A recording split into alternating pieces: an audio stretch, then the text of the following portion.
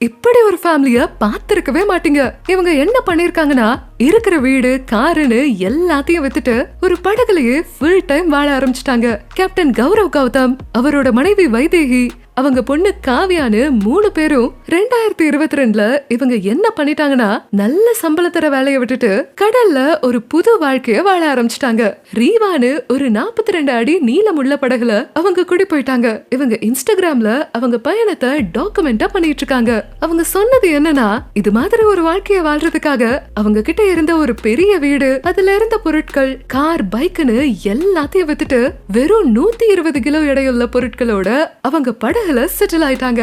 கௌரவுக்கு இந்த மாதிரியான full time படகுல போறதுங்கிறது ஒரு நாள்ல எடுத்த முடிவில்லையா.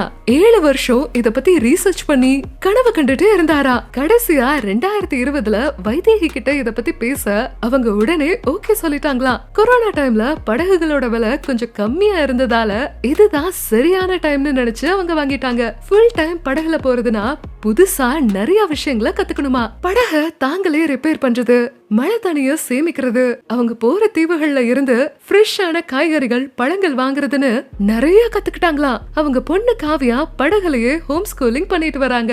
ஆன்லைன்ல கோர்ஸ் அட்டெண்ட் பண்றாங்க. ஸ்கூலுக்கு போறதுக்கு பதிலா அவளோட ஒவ்வொரு நாளும் ஒரு அட்வென்ச்சரா இருக்கு. புதுசா தீவுகளை பாக்குறா, புதுசா ஆளுங்களை மீட் பண்றா, அனுபவத்துல கத்துக்கிறா.